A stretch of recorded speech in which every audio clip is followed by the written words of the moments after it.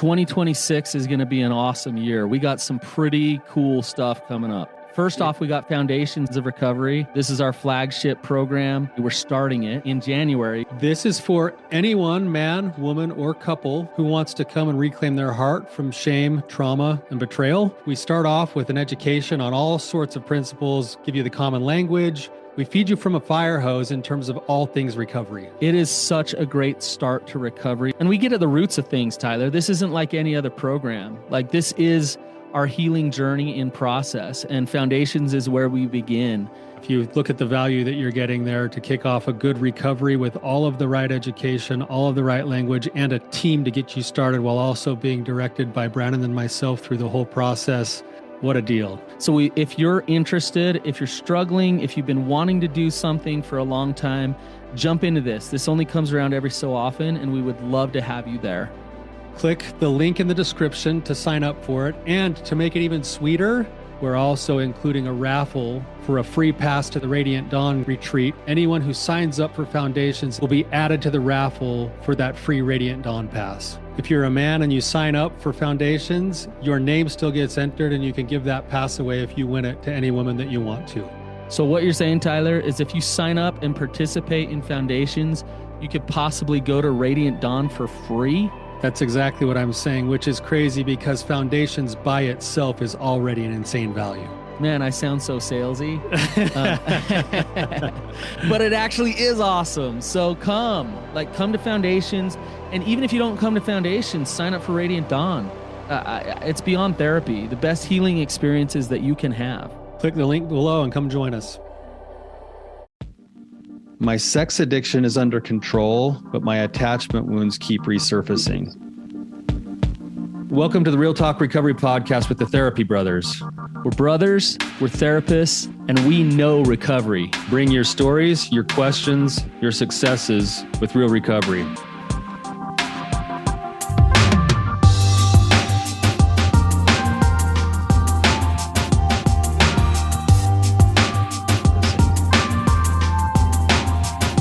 Tyler, can't wait to dig into this one. Before we do, we have a quick review, but it's a great review. It says, worth its weight in gold.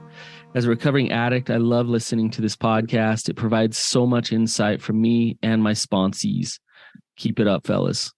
So the reason I like that review, Tyler, is it kind of shows that, what we talk about is kind of being scaled a little bit. Yeah. In that he's using it with his sponsees and it's helping a lot of people. So it's kind of cool to see, like, when people kind of get into, there's different levels of learning, and we learn for ourselves first, but there's a whole new level of learning when you're able to share what you've learned with somebody else, and it kind of like settles in differently. That's one of the blessings of being a therapist who's in recovery, is I get to learn every single day still. Because of the teaching, the work that we do. So I also know, Brandon, before we get into this, I just wanted to mention, we're probably right up against getting pretty close to the deadline by the time this comes out for the Radiant Dawn conference that we're both really excited about. We mentioned it once before in the giveaway, but I also just wanted to say that if there are some passes left by the time you're listening to this, there is a discount code that is $1,000 off for the conference. And it's the code is $1,000 off RDC. So $1,000 off RDC. If anybody else was getting in a last minute sign up, you can use that code and it'll actually discount. And what's the website to go to for that? RadiantDawnConference.com. Okay. Sounds good, Tyler. Well, I want to dive in with our guest here. I think he has a really interesting background and there's probably a lot to get into. So Joe, welcome to the show. Thank you for having me. Excited to be with you. Yeah. If you could just give us some context and just kind of tell us what's gone on with you a little bit. We don't need the full autobiography, but enough to know the pieces to the puzzle, so we can answer your question here. Yeah. So originally from Chicago, twin brother. Grew up sort of in working class South Side of Chicago. My mother was a teen mom at the age of 16. Father grew up in Jim Crow South. Lost a brother in Vietnam in his 20s. And then ultimately, I was sexually abused as a 5-year-old. And then I was, physically abused, bullied as a kid. My father left out pornography when I was an adolescent and said that he did so because he didn't want me to be gay. I guess because I was like a sensitive kid. So a lot of toxic masculinity, false narratives were, existed where I grew up. And growing up in a Black community at in the prime of like hip hop, like the birth of hip hop. Sexuality and objectification of women was really, it was very prominent, and it became, sort of synonymous with African American males, is, sort of like hypersexual behavior. And so I ended up struggling with pornography through middle school, high school. But I also struggled with depression. I didn't know I had depression. I just didn't want to go to school. And I was I was a 99 percentile test taker, and I was a C and D student. And so eventually I got in a fight in high school, got kicked out of high school. And then I got my life together and my grades together, and ended up going to West Point. During West Point, my porn addiction really got in overdrive, and eventually, that became, and then 9/11 happened. And that's really when I started to go to church. I got saved. But once I started to try to manage my then porn addiction, I replaced it with like this serial monogamy. And that really sort of plagued me for the next 20 years. And it wasn't until I had children that I ever even really like, I went to Iraq 3 times, and the combat experiences were really rough. And while I was over there, basically, I would look at porn at night to fall asleep. So like I just had this really pervasive, coping mechanism, because I was like basically practicing abstinence overseas. So like, and so by the time I came home from my 3rd deployment, I really started to act out on that with, and want I desired those things in my actual sex life. And I was with someone. We got married. I was fawning. I didn't want to marry, but like my protest behaviors became essentially a sex addiction and like serial cheating. And it's really crappy because I really cared about her. But I went from her to my kid's mom. And in between I had I left my my then wife for an affair partner. And, I still had this big secret, that I had this, porn and sex addiction. And then started going back to church after I divorced her. And then I met my kid's mom in 2012, and we got married, 4 months later. And I thought that I was cured. I thought love was going to cure it all. And, that really started on the path to like destruction. And we had our first kid in 2014, and I was in a traveling job for a tech company, and I was struggling with acting out on the road. And so I do the classic thing like, hey, let me switch jobs. So I switched jobs, and kept happening. And then in 2015, she had a miscarriage. And I remember going to church and being like, hey, I will never pray again. I will never worship God again. I'll never give him that.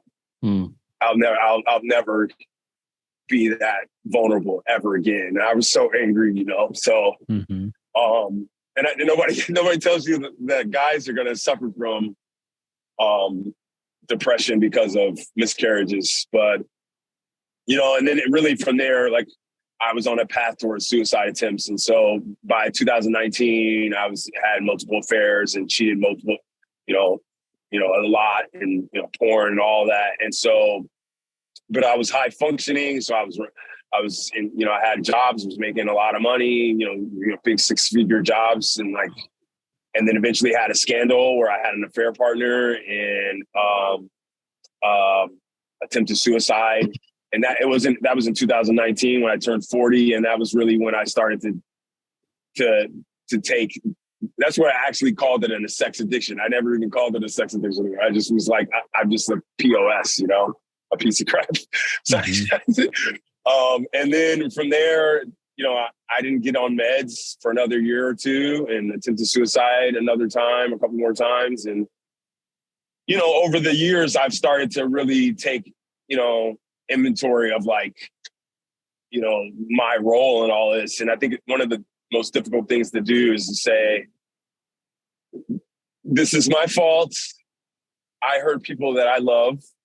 And I also was groomed for this. And so I don't think it takes less responsibility. And I don't think it takes responsibility away from me to say that I was conditioned to whether it's epigenetics or like the social stuff that was going on, the stuff that was going on in my family origin, you know, like all of that, you know, operating in this confluence of, you know, this petri dish of sex to like really create like a lot of like sort of maladaptive behaviors for me. And so now, you know, after 3 failed marriages and, you know, multiple suicide attempts, I'm finally starting to, you know, take the right meds and like I've had relapses. They don't last long and they don't, you know, like typically what's happened now is like I'm in a group. So like I tell, like if something happens, I tell the group. So I'm in a better place, but like the relationship stuff, like my abandonment issues, like my need to seek and get approval from, you know, my partners has still plagued me in my relationships. And like I date and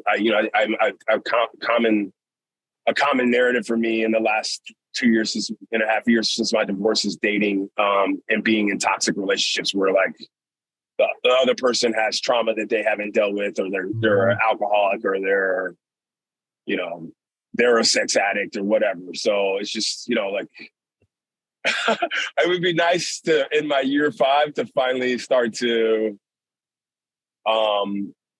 really grow. And that's my expectation for 2023. And that's why I reached out to you guys. Awesome. Tyler, you want to start?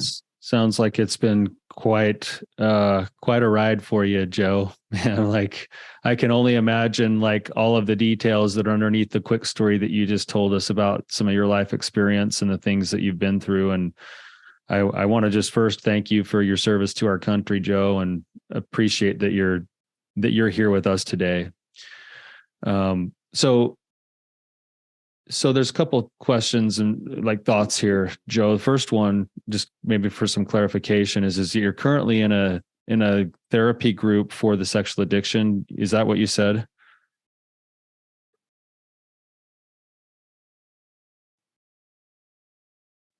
Sorry, I accidentally muted.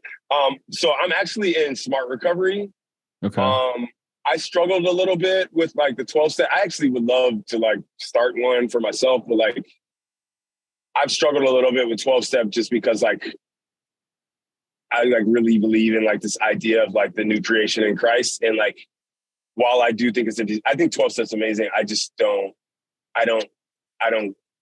prefer smart recovery to 12-step. I don't know where you guys are on that, but that's sort of what I'm doing. Yeah. Okay. Yeah. Like it's what I'm trying to get to is I'm trying to figure out this journey that you've been on, especially the last 3 or 4 years, as you've kind of really taken a look at things and really wanted to like actually admit that there's an issue here that you need to take control over. I kind of look at there's layers to recovery, and most people start at layer 1, which is I've got to stop acting out. I got to stop, you know, sleeping with women or looking at porn or whatever it is that I do to sexually acting out. And there's lots and lots of treatments out there that will get you on the right path with that.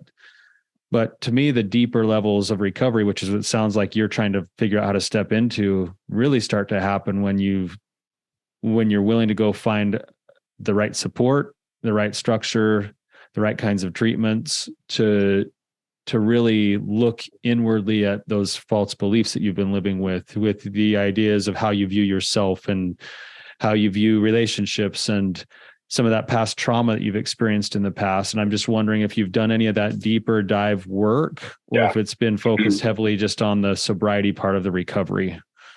Oh, no. Yeah, no. Yeah. So definitely have done that work. I definitely obviously I started out with Carnes and Out of the Shadows, and, you know, and then, you know, that's evolved into, you know, Rob Weiss and, you know, Unwanted. So like, you know, really mostly Christ-centered books, or mostly like spiritually centered, you know, sexual addiction recovery. So I have done a lot of the work around my whys. I think one of the things that I'm trying to figure out is like, even when I can intellectually understand the whys, like the hurt still remains, and some of the old, it's like Tourette's or something, you know, like I don't know. It makes me emotional when I think about it. It's okay. Yeah. Joe, what when you talk about this, what is the problem? Like, if you were to identify what the actual issue is here, what is it? That I don't feel comfortable by myself. Okay. And why? Thursday night we did a thing in session, and it was like on core negative beliefs, and some of it is just like, some of it is the war, some of it is the pain I've caused other people, some of it is, you know, like deeply seated, like, you know, from, you know, mommy issues, I guess. Mm-hmm. Some of it is daddy issues. I don't know. Like, I no matter what I've done, whether it's, you know, West Point, Bronze Star, big company, like, I just don't really see myself as like worthy. So I struggle with worthiness, and like whether or not I'd even deserve to be here. You know? Joe, you have a life full of trauma. In other words, you have a life full of evidence that these beliefs about you not being okay are true. And so as much as I can tell you, like, hey, whatever the trauma of the war, whatever the trauma of the sexual abuse, whatever the just the consequences of all your mistakes, you know, have told you about you, it's not true. In your head, you might be like, yeah, I know God loves me. I know. Thanks, Brandon. Yeah, God loves me. Right. But you have 43 years of, in some ways, kind of being shit on in a little bit. Your life hasn't been just horrible, but then you've perpetuated that with your behaviors to try to find love that have reinforced that, yes, you're not lovable. Right. So the issue, if you really look closely at the issue here, the issue isn't even your faulty core beliefs. It goes beyond that. Even you believe that I'm not lovable. What that tells me about you, Joe, is that you don't know who you really are. So the issue isn't believing that you're not lovable. The issue at the core is you don't understand who you truly are. And when I say no, I mean no on a visceral level of feeling it, of knowing it. Because what you've spent your life doing in a lot of ways is protecting and defending against rejection and abandonment and shame. Yeah. Right. Sure. You've been in that place for so long. Does that make sense? Yeah, it's funny because I just finished my application to become a therapist. I think it might have been one of my first episodes that I listened to you guys together, because obviously I listened to you when you were with Kobe and Ashlyn. Yeah, but and you were talking about you were working at UPS and like you were like addicted to Mario something. I don't know what you were doing on Nintendo. That's Tyler, by the way. I want to clarify. Yeah, I remember. But I think the three of us are around the same age, and I'm born in '79, and so I was like, yeah, man, I need to do this, and so like I finally finished the application because I put it off, and like I've got a lot of like identity challenges around like a Black male, veteran male, like, you know, growing up in like white churches and like dealing with like conservatism and how it changed and how it impacted me, and like, you know, like all the stuff that happened in the late teens, and then all of a sudden I'm a dad, you know, like I got proud kids, and like all my friends don't like Black people all of a sudden. And so like, yeah, like I definitely have struggled with like, who the hell am I? And like, and then honestly, at first I was like, well, I don't believe in God. Like God's not real. And, you know, over the course of the last 2 years, as I've like started to actually change, I'm like, well, that was just anger. And because I like, when I asked God to show me and like reveal himself, like show me your love, like he just, you know how he is. Mm-hmm. That's when he gets awesome. And so, but like, I don't really like know who I am without the sex addiction either, you know, like that was like who I was for so long. And so that's what numbed you. And that's what numbed you and kept you afloat to avoid all the pain for so long. But then it told you messages about who you are. You said some. Oh, go ahead, Tyler. Oh no, I was just gonna say it's kind of crazy, Joe. I mean, I can hear the emotion in your voice as you're talking, and you see yourself as the addict. And I would just say that maybe part of if there's one thing that I'd want you to be able to leave with today, it would be maybe just a different angle on that. That hearing you talk, it's a crazy thing that addiction does to us, where the very thing that you're trying to find, we could call it whatever you want. We could call it God. We could call it your enoughness. We could call it whatever you want, has you going to places where you're trying to extract from somebody who doesn't even know who they are to find out who you are. Mm. Yeah. And it's an empty cup. It's a never ending thing that actually ends up reinforcing this not enoughness, because the only way you can interpret it is that if I can't be enough even for this person who's a drug addict or an alcoholic or a sexaholic, boom, there's the reinforcement. But I better hurry and go try to find it again. And where am I going to go? To the only place that I feel worthy to go. and then I'm trying to get from somebody. They don't have it to give either. Right. And it's called reenactment, where we constantly reenact the very same things that we're trying to climb out of. And it's a really difficult cycle to break. But if we can start to see it, Joe, like the reason why you're doing that isn't because it's just your identity to be a sex addict, or that you grew up with just toxic male, you know, it's like, it's all of this stuff that happened from the time you were a 5-year-old little boy that never got a chance to actually have a different story than the one that he interpreted. And now as a grown man, you get a chance, because you're a growing, deciding human being, you get a chance to actually go back into some of those dark places and see if there's a different story than the one that you automatically believed in. And it doesn't have to end with, well, it's just in my nature because I'm a sex addict. Yeah. Joe, one of the fascinating. Go ahead, I'm sorry. No, go ahead, please. One of the fascinating things about like the IFS modality, right? Like doing the parts work, was like you start to look like, okay, like what was it? Was it like the 5-year-old Joe, or like the 8-year-old Joe, the 12-year-old Joe? And I'm trying to think about this without crying, but like I have 4 kids, right? Like 2 boys, 2 girls. They go 9, 7, 5, and 3. And then, you know, the 3-year-old wasn't even 1 when we got divorced. And, you know, like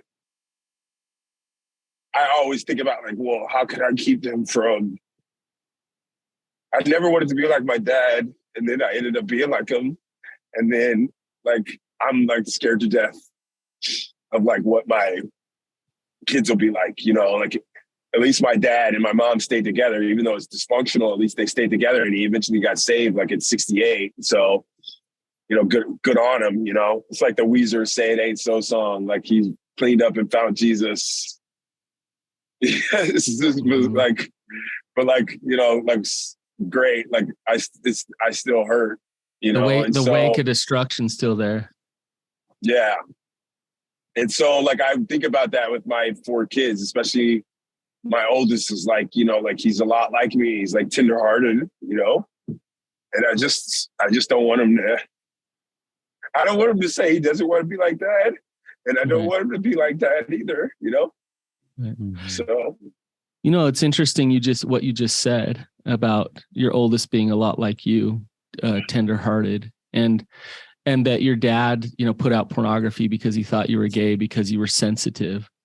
That's a clue, Joe, as to who you really are. You have a heart that I can hear it.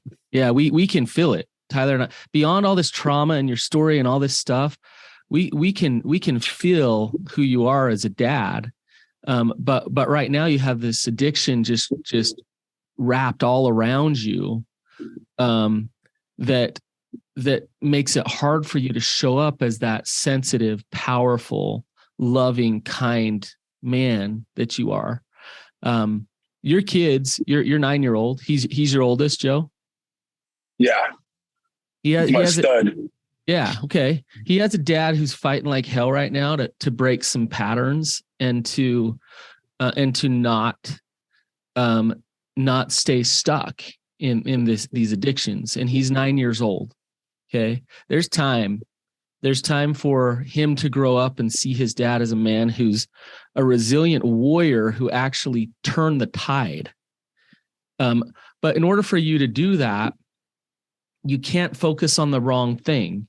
You can't just focus on getting sober. Can't just focus on just not being codependent and these attachment wounds. You're going to have to do. I love how you're doing IFS. What other trauma work are you doing, Joe? I mean, the most impactful stuff was the somatic stuff, like the can you forgive the 16-year-old you, the CBT obviously is like really, like what are my options? Like to be 40 and be like, I didn't know I had a different option than to choose porn or sex addiction. Like that sounds almost, I think to people and even some women that I've dated, that sounds nuts. They're like, oh, like what's wrong with you? Are you're a narcissist? Or you have borderline personality or bipolar? And I'm like, no, I took a psychometric test and like it came back that I just had complex PTSD, obviously, but according to the DSM, but like, so I've done everything. I've done it all. I've taken every test, done every modality I've done. And I think part of my problem is like, I'm like, it's easy for me to learn the stuff in my head. It's not easy for me to learn it with my heart, you know? Yeah. I mean, you can learn all about complex PTSD, Joe, for forever. And you can know exactly what it is, and you can know that you have it, and you can know all that stuff, but that doesn't get you to healing. Yeah. Joe, can I ask you a question? This is just may not seem like it's on topic, but could I just ask you if you can remember any time in your life when you actually truly felt somebody just offering grace and love to you?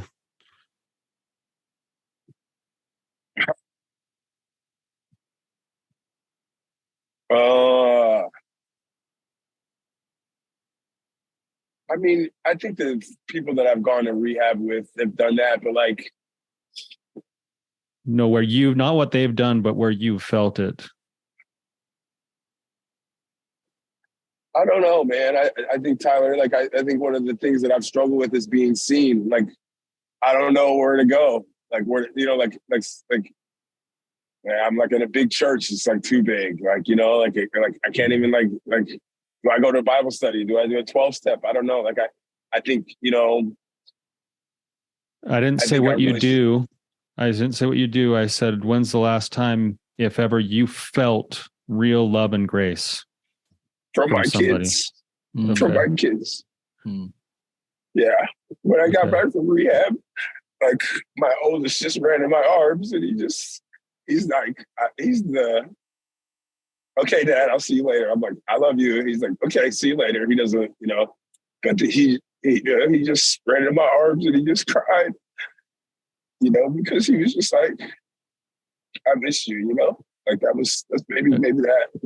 All right, Joe. So when obviously there's some real feeling and emotion that's coming up as you recall that moment, like when you received that grace and that love from your boy, like what did it do in terms of how you saw yourself and what you wanted to do with your life?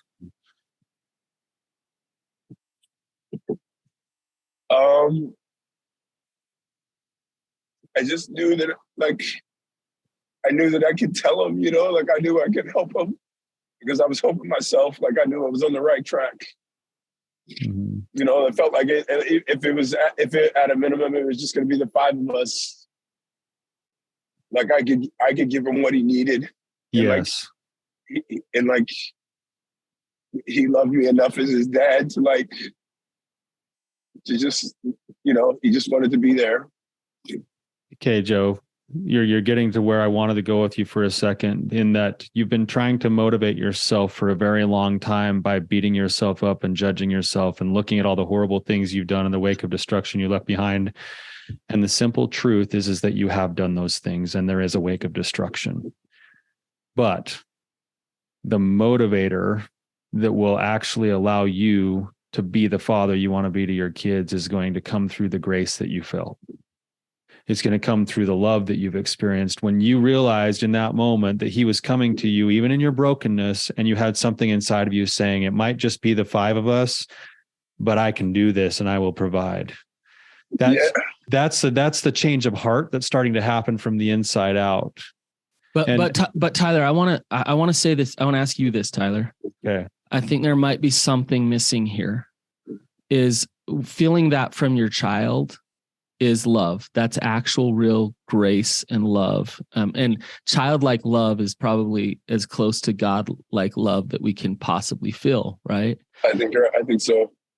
But this is what I want to ask you, Tyler. I don't believe that his son can bestow the type of love that he needs in order to fully heal, because he is his son, and Joe needs fatherly love, motherly love to fully bestow that grace and that change of heart, because there's going to be a feeling of guilt. There's going to be a feeling of, I need to protect my son. I'm not supposed to use my son for myself. That's associated with that type of love. What do you think, Tyler? No, yeah, you're right, Brandon. So where I was trying to go here with you, Joe, though, is I wanted you to access in your heart what that love feels like, because that is the fuel source that's going to lead to your success long term. Now, what Brandon's saying is right. Like, you can't go and consume that from your son over and over again, right? Because otherwise it will become you consuming from him, right? But the fuel source is grace and love. And I want you to know, Joe, like you said, I don't know when I've been seen, or like, I want you to know right now that I think both Brandon and I are feeling this, that we see you. We feel you. We've only talked to you for 25 minutes, and Joe, we love you. And it doesn't matter what the color of our skin is. It doesn't matter our age.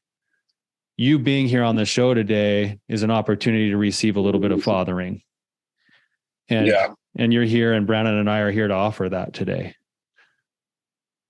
It's interesting. Like, my mother, who got saved in the 80s, mid 80s, she sort of like, I think in the 90s when we were like coming up in the middle school, she realized, I don't know if you guys remember, like, I don't know if you grew up in the church or not, but like, remember Every Man's Battle and Every Young Man's Battle? Remember those books? Mm-hmm. And she gave that stuff to me, and I was like, oh, this is interesting. Like, I wonder why she, like in retrospect, I recognize that maybe 10 years ago, maybe when my son was an infant, I read Fathered by God and Wild at Heart.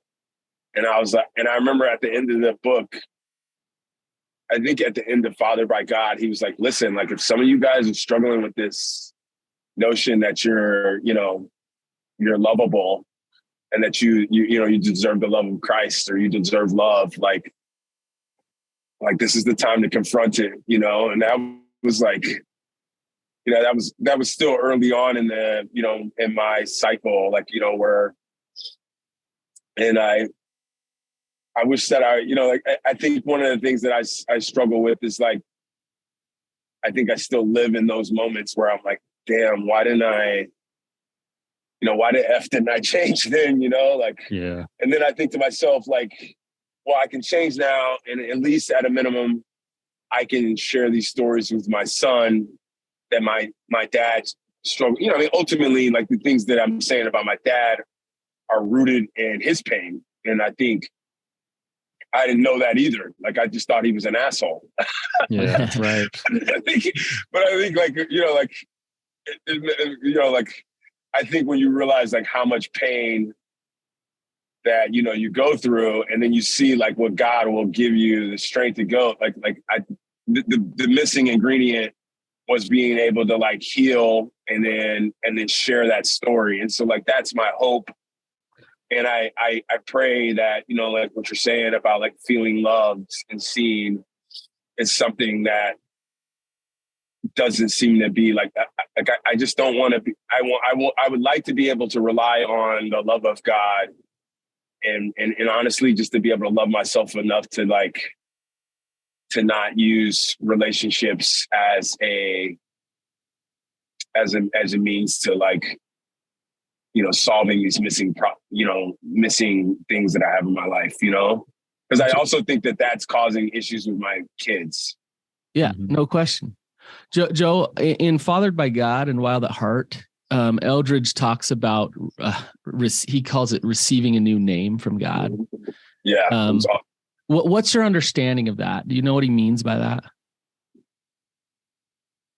I think so. You correct me if I'm wrong. I think that he was. So he's like, "Where's David?" And David is and he's like the weak one or something like that. It was like a father wound. I don't know if that was referenced. That I can't remember which book it was, but like, I mean, essentially the notion is that you recognize that you're a new creation in Christ and that you are named by Him, not necessarily by Yeah, so it's not a literal name. Like your name doesn't go from like Joe to James, right? It's like your name is Joe.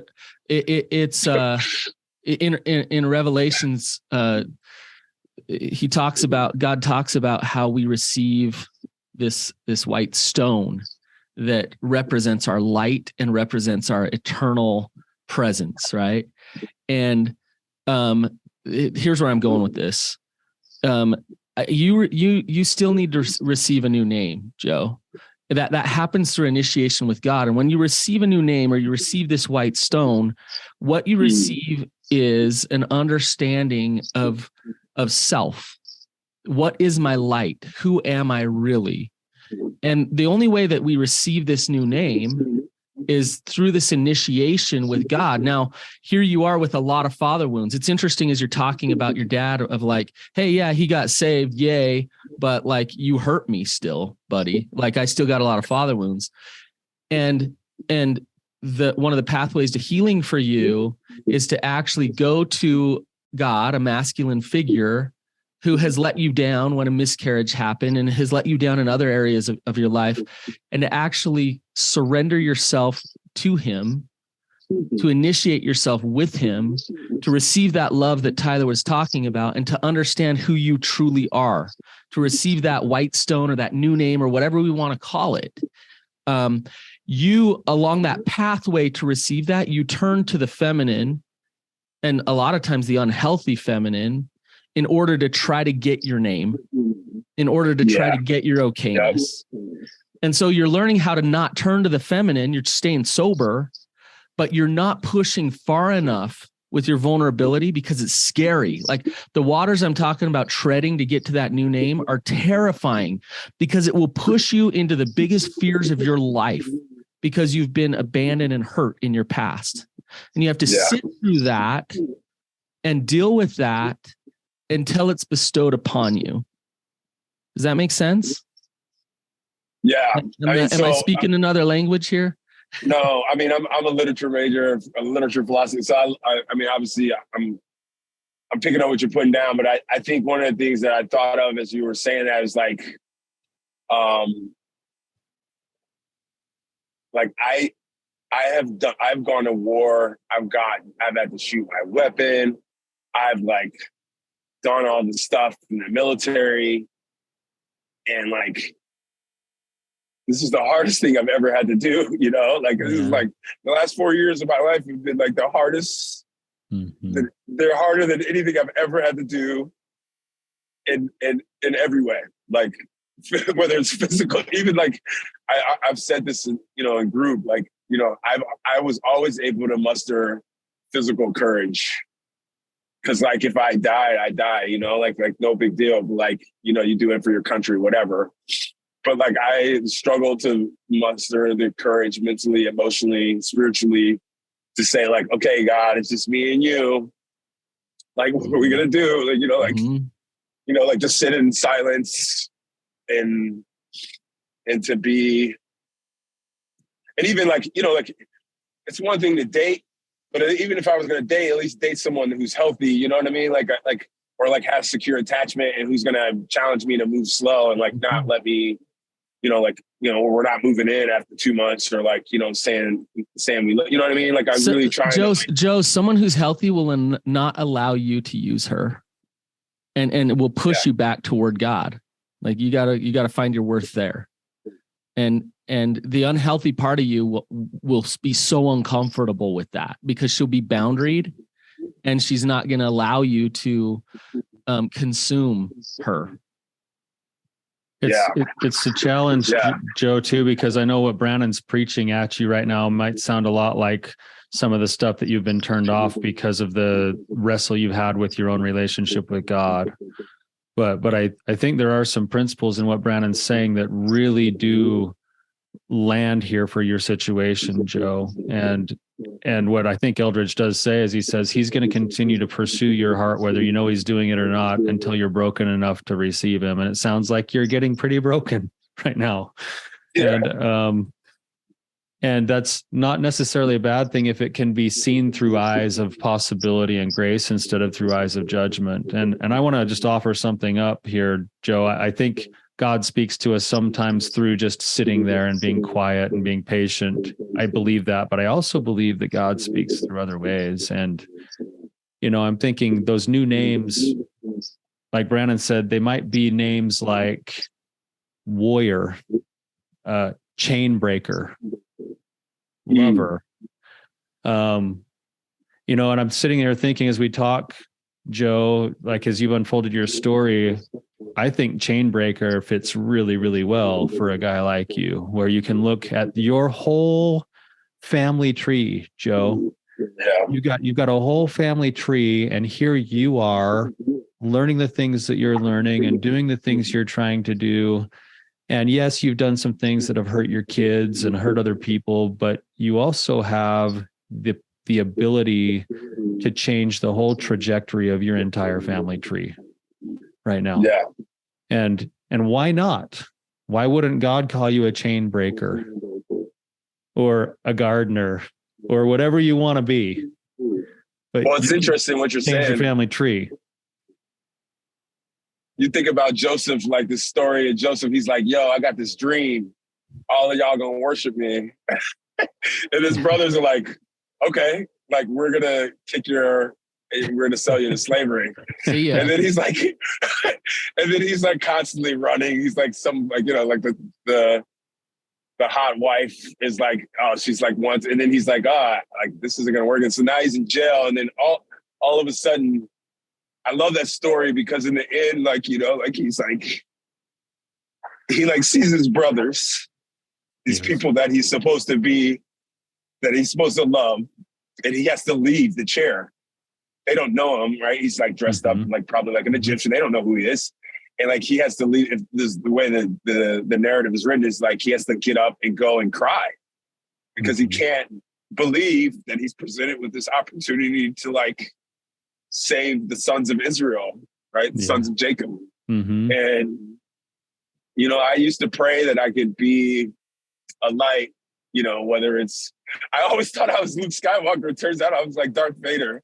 You have the story. Yeah.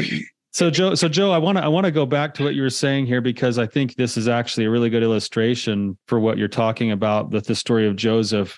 Joseph comes to basically know who he is, to the point that everyone around him, his brothers, hate him, want to kill him. Instead, they sell him.